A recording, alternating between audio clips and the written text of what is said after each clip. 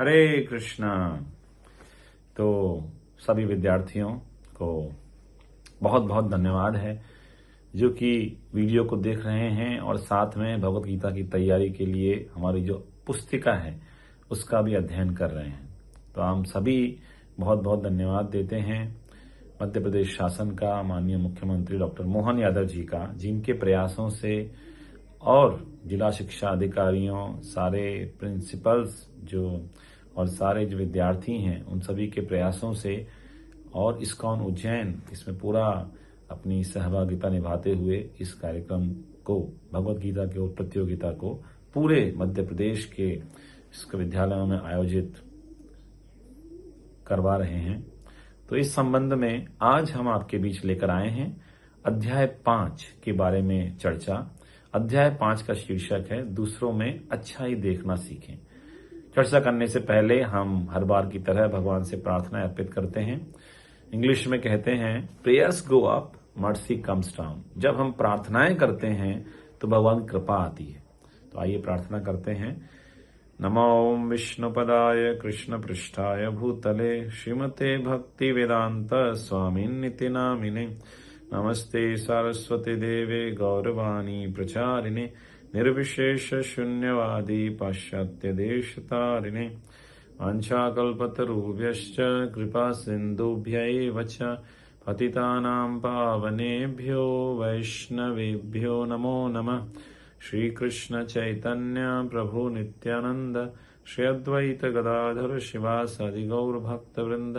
हरे कृष्णा कृष्णा कृष्णा हरे हरे, हरे राम राम राम हरे हरे। मुखम करोति वाचालं भंगं लंघयति कृपात्मनं वन्दे श्री गुरुदीनतां परमानन्दमाधवं श्री चैतन्येश्वरम्। हरे कृष्णा। तो आज का हमारा शीर्षक है दूसरों में अच्छाई देखना सीखें। तो भगवत गीता में 12वां अध्याय, जिसमें भक्ति योग जिसका शीर्षक है, उसमें भगवान बताते हैं अद्वैष्टा सर्वभूतानां मैत्रः करुण एव च निर्ममो निरहंकारः सम दुख सुख शमी। अद्वैष्टा यानी जो किसी से ईर्ष्या नहीं करता, और मैत्रः सभी जीवों का मित्र है, करुणामय है, और निर्ममो जो अहंकारी नहीं है और सुख दुख में समान रहता है, वो मुझे बहुत ही प्रिय है। तो देखिए, हम सभी भगवान का प्रिय बनना चाहते हैं तो हमारे लिए बहुत जरूरी है कि हम सही दृष्टिकोण का विकास करें, जिसके बारे में हमने पिछले वीडियो में चर्चा भी की थी। सकारात्मक दृष्टिकोण हमने बताया था कि कोई व्यक्ति देखता है कि ग्लास जो है आधा भरा हुआ है और कोई व्यक्ति देखता है कि ग्लास आधा खाली है। तो इस संसार को हम किस तरह देखते हैं ये निर्भर करता है हमारी चेतना के ऊपर और दुनिया को देखने के हमारी धारणा के ऊपर। जैसे हम मान लीजिए चश्मा पहनेंगे पीले रंग का तो सब कुछ क्या दिखेगा? पीला पीला दिखेगा। तो पहनेंगे नीले रंग का, सब कुछ क्या दिखेगा? नीला नीला दिखेगा। तो वास्तव में न पीला है न नीला है, ये दुनिया रंगीला है। यदि हम सही चश्मा पहनेंगे तो सही रूप से हम इसको देख पाएंगे। इसलिए हम इस संसार में अच्छाई देखेंगे या बुराई देखेंगे निर्भर करेगा हमारी चेतना का स्तर क्या है। और वास्तव में देखिए महान व्यक्ति कौन है? जो महान व्यक्ति जो है थोड़ी सी अच्छाई को देखता है और उसको ग्रहण करता है, और जो बुरा व्यक्ति है वो थोड़ी सी बुराई को देख के उसको बहुत बड़ा बड़ा करके दूसरों की आलोचना निंदा करने में विश्वास रखते हैं। इस संबंध में एक बहुत अच्छा सामान्य उदाहरण आता है मधुमक्खी और मक्खी का। देखिए, मधुमक्खी जाती है गुलाब के फूलों पे जाती है, अलग अलग क्या इकट्ठा करती है? वो शहद इकट्ठा करती है। गुलाब के फूल में कांटे भी हैं लेकिन वो कांटों को नहीं देखती है। लेकिन हम देखते हैं दूसरी तरफ मक्खी यदि किसी अच्छी जगह पे भी जाएगी तो वो कहां जाना चाहेगी? जहां पे कचरा है। जिस तरह हमारा शरीर है, हमारे शरीर में जब किसी जगह फुंसी हो जाती है और वहां से बहुत मवाद निकलने लगता है तो वहां आके कौन बैठता है? जी हाँ, मक्खियां आके बैठती हैं। तो मधुमक्खी को आप कभी आते हुए देखा आपने? नहीं। या मक्खी कभी आके किसी शरीर के अच्छे अंग पे बैठती है? नहीं बैठेगी।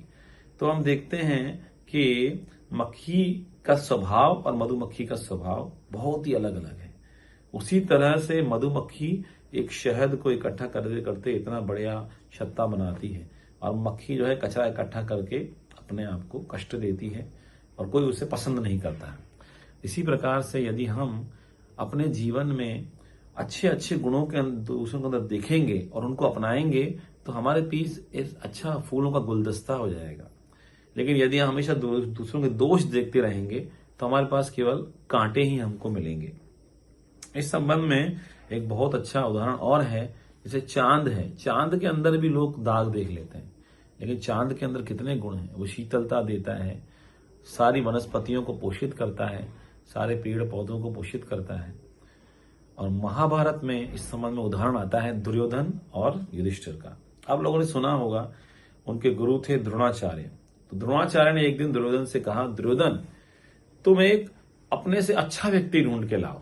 और युधिष्ठिर से कहा, युधिष्ठिर तुम अपने से एक बुरा व्यक्ति या तुमसे जो कम है व्यक्ति गुणों में उसको ढूंढ के लाओ। तो युधिष्ठिर महाराज गए और आके बोलते हैं कि गुरु महाराज मुझे तो ऐसा लगा कि सबके अंदर मुझसे अधिक गुण है। वाह, कितना अच्छा मनोभाव है। और दुर्योधन आके बोला, मैं तो सबको देखने गया लेकिन इसके अंदर ये दोष, उसके अंदर वो दोष, वास्तव में मुझसे गुणवान तो कोई है ही नहीं। कहते हैं ना कि जब हम बुरे को देखने जाते हैं तो बुरा नहीं मिला, लेकिन जब खुद के अंदर देखा तो हमें लगा कि हम कितने बुरे हैं। तो ये महान संत का स्वभाव है। वास्तव में हम जैसे हैं दुनिया को हम वैसे ही देखते हैं, या फिर यूं कहें कि जैसा हमारा मनोभाव है दुनिया हमें वैसी ही दिखेगी। कहते हैं जैसी दृष्टि वैसी सृष्टि। कहते हैं नजर का इलाज तो संभव है लेकिन नजरिए का इलाज संभव नहीं है, लेकिन नजरिए का इलाज भी संभव है। कैसे संभव है हम आपको बताते हैं, लेकिन पहले एक कहानी बताएंगे कि कहानियां सुनना बच्चों को बहुत अच्छा लगता है और उनसे शिक्षाएं भी मिलती हैं। एक विशेष महान संत थे। एक दिन वो सो रहे थे पेड़ के नीचे, तब एक चोर वहां से निकला और वहां पे संत की गठरी थी जिसमें उनके कपड़े थे, उनके खाने के लिए कुछ था। तो वो चोर ने देखा कि अरे ये संत जो हैं, ये उनको लगा कि अरे ये कोई लग रहा है कोई चोर है और यहाँ पे आके सो गया है छिपके। तो चोर ऐसा सोचते सोचते वहां से चला गया। बोले मैं तो भाग जाऊं, पुलिस मेरा पीछा कर रही है। इसके बाद कोई शराबी वहां आया और शराबी सोच रहा है कि अरे हमने भी शराब तो पी है लेकिन ये तो और ज्यादा पिए हुए हैं, सो ही लेट ही गए ये तो, चलो हम तो निकल जाते हैं। इसके बाद एक संत आए। जब उन्होंने देखा इनको, बोले ये तो लक्षणों से महान संत प्रतीत होते हैं, चलिए इनकी सेवा करनी चाहिए। वो उनके चरण दबाते हैं और बोलते हैं कि आप महान संत हैं। तो देखिए तीनों एक ही व्यक्ति को देख रहे हैं लेकिन अलग अलग दृष्टिकोण, अलग अलग चेतना के अनुसार देख रहे हैं। तो इसलिए हमें हमारी सोच पे काम करना चाहिए और उस सोच को सुधारने के लिए हमारे पास क्या चाहिए? शास्त्र चक्षु चाहिए। हम इन आंखों से दुनिया को नहीं देख सकते, ये चरम चक्षु हैं, इसके लिए चश्मा लगाना पड़ता है। तो दूसरों के गुणों को देखने के लिए कैसे हम इन आंखों से देख पाएंगे? इसलिए हमें चाहिए शास्त्रों की आंखें। तो शास्त्रों में बहुत सारा ज्ञान दिया गया है और उस ज्ञान के माध्यम से हम दुनिया को देख सकते हैं। इसलिए ये भगवत गीता जो है, जब अर्जुन को कृष्ण ने सुनाई तब कृष्ण की आंखों से अर्जुन ने सब कुछ देखा और फिर युद्ध करके वो विजयी हुए। लेकिन जब शास्त्रों की चक्षु नहीं है तो दुर्योधन के सामने कृष्ण आके खड़े हो गए। दुर्योधन क्या कहता है? अरे लग रहा है कि ये कोई जादूगर है, इनको पकड़ लो, इनको जेल में डाल दो। देखिए कितना बड़ा दुर्भाग्य था दुर्योधन का। भगवान सामने है फिर भी नहीं देख पा रहे। उसी तरह से भगवान हर एक के हृदय में भी है। भगवान भगवद गीता में बताते हैं 15वें अध्याय के 15वें श्लोक में, सर्वस्य चाहम हृदि सन्निविष्टो मत्तः स्मृतिर्ज्ञानम अपोहनम च वेदेश्च सर्वैरहमेव विद्यो वेदांत कृत वेद विदेव चाहम। 15वां अध्याय 15वां श्लोक। भगवान बोलते हैं मैं सबके हृदय में विराजमान हूं और स्मृति, ज्ञान, विस्मृति मुझसे आती है। तो आज हो सकता है जो व्यक्ति लग रहा है कि वो बहुत दोषी है, हो सकता है कल भगवान कृपा से वो बहुत महान व्यक्ति बन जाए। भगवान बोलते हैं, इस तरह बताया गया है प्रार्थना में भगवान की, मुखम करोति वाचालम भंगुम लंघयते गिरिम यत्कृपातमहं वंदे श्री गुरु दीन तारणम परमानंद माधवम श्री चैतन्य ईश्वरम। मुखम करोति वाचालम, गूंगा आदमी बड़ी बड़ी बातें कर सकता है। पंगुम लंघयते गिरिम, एक लंगड़ा आदमी पहाड़ चढ़ सकता है। यत कृपा, जिनकी कृपा से ये संभव है, उन भगवान को मैं प्रणाम करता हूं, उनकी वंदना करता हूं। तो इसलिए हमें हमेशा ध्यान रखना चाहिए कि हर जीव भगवान का अंश है। हम सभी आत्मा हैं, हम सभी भगवान का अंश हैं। तो हम सभी के अंदर अच्छे अच्छे गुण विद्यमान हैं। और हो सकता है किसी कारण से कोई व्यक्ति अभी बुराई में संलग्न है, लेकिन यदि उसके अच्छे गुणों को हम हवा देंगे, उस चिंगारी को हम हवा देंगे, तो वो चिंगारी एक दिन आग बन जाएगी और उसके माध्यम से वो व्यक्ति के सारे दोष जल जाएंगे। और यही होता है संत की दृष्टि। संत की दृष्टि जो होती है वो किसी के अंदर दोष देखने की नहीं है, वो है सबके अंदर गुणों को देखना और उन गुणों के माध्यम से उसको प्रोत्साहित करना और धीरे धीरे वो गुणों को बढ़ाते बढ़ाते उसके सारे दोषों को नष्ट कर देंगे। इसके लिए बहुत ही जरूरी है कि हम जब दूसरों को सुधारें या दूसरों के दोष देखने जाएं तो हम 3 चीजों में विचार करें। पहला ये कि क्या दोष देखने का अधिकार मुझको है, जैसे गुरु अपने शिष्य के दोष देखते हैं। दूसरा ये कि उसको सुधारने के लिए कि क्या मैं सही मनोभाव से देख रहा हूं या निंदा करने के लिए जा रहा हूं। जैसे आप सभी स्टूडेंट हैं, आप बोलोगे टीचर हमारे अंदर दोष क्यों देख रहे हो। टीचर इसलिए दोष देख रहा है ताकि आपको सुधारें, उसका मनोभाव सही है, उसके पास अधिकार भी है।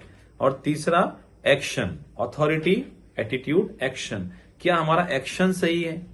एक्शन मतलब टीचर हमको किस तरह सुधारते हैं, डांटते हैं कभी, लेकिन ऐसा तो नहीं मारते हैं, है ना। तो हमारा एक्शन भी सही होना चाहिए जिससे कि व्यक्ति सुधरे। तो इसके लिए हम सभी के लिए सामान्यतः आपसे विद्यार्थी हैं कोई, तो हमें चाहिए कि हम सभी को आदर देना सीखें। जब हम दूसरों को आदर देते हैं तो हम भगवान को आदर दे रहे हैं, क्योंकि भगवान सभी के अंदर विद्यमान है। और वास्तव में यही है वसुधैव कुटुंबकम।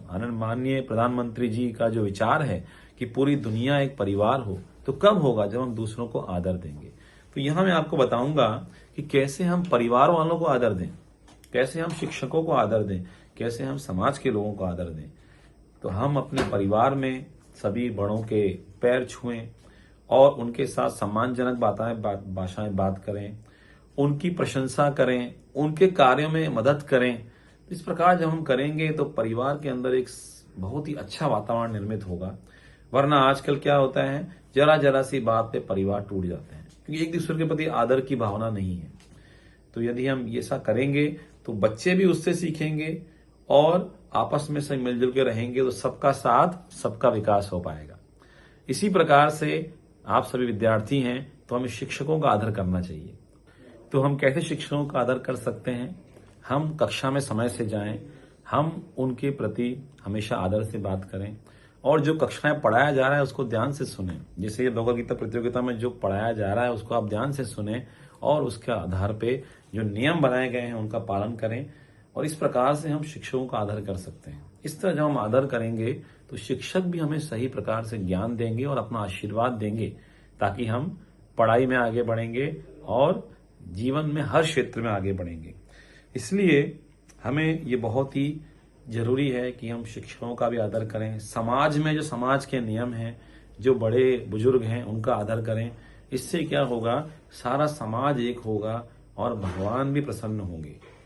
17वें अध्याय भगवद गीता के 14वें श्लोक में भगवान कहते हैं, देव द्विज गुरु प्राज्ञ पूजनम शौचमार्जवम ब्रह्मचर्यम अहिंसा च शारीरम तपोच्यते। शरीर का तप क्या है। शरीर का तप ये है कि जब हम देवताओं का, ब्राह्मणों का, गुरु का, इनकी पूजा करते हैं इस प्रकार से, और ब्रह्मचर्य, अहिंसा, इस तरह ये शरीर का तप कहा जाता है। तो इस तरह भगवद गीता में बहुत सारी शिक्षाएं हैं और हम आपसे निवेदन करेंगे कि आप इस परीक्षा के माध्यम से भगवद गीता का अच्छे से अध्ययन करें और उसके बाद भी हमारे जो अलग अलग कोर्सेज हैं उनमें आप जुड़ें, विद्यालय स्तर पे, जिला स्तर पे, और इस प्रकार भगवद गीता को समझ के अपने जीवन में उसे जरूर अपनाएं। अंत में मैं यही कहना चाहूंगा, कोई बोल सकता है अरे हम तो कलयुग में जी रहे हैं, यहाँ इतने दोष हैं। तो बताया गया है कि सही बात है, कलयुग में दोष है। बताया गया है श्रीमद् भागवत में, इसमें एक महान गुण भी है। वो क्या है, कलो दोष निधे राजन अस्ति ही एक महान गुण कीर्तनादेव कृष्णस्य मुक्त संगः परम व्रजेत।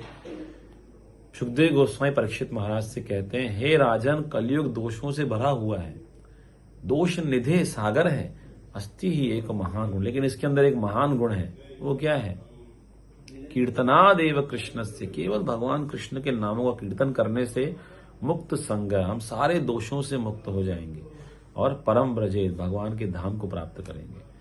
तो क्या नाम? हरे कृष्णा कृष्णा कृष्णा हरे हरे, हरे राम राम राम हरे हरे। तो देखिए, भगवत गीता का अध्ययन और भगवान के नामों का कीर्तन, ये दो बहुत ही अच्छे तरीके हैं जिससे हम दूसरों के अंदर गुण देखेंगे, दूसरे हमारे प्रति आदर करेंगे, हम दूसरों का आदर करेंगे। इस तरह पूरा विश्व एक सूत्र में बन जाएगा। और यही सपना है माननीय प्रधानमंत्री जी का, माननीय मुख्यमंत्री जी का, जिन्होंने इस प्रतियोगिता का आयोजन किया है। तो हम उनके बहुत बहुत आभारी हैं और आप सबके आभारी हैं। और यही प्रार्थना करते हैं कि भगवान आप पर विशेष कृपा करें और आपको सारे क्षेत्र में सफलता प्रदान करें। हरे कृष्ण। श्रील प्रभुपाद की जय। श्रीमद् भगवद गीता की जय।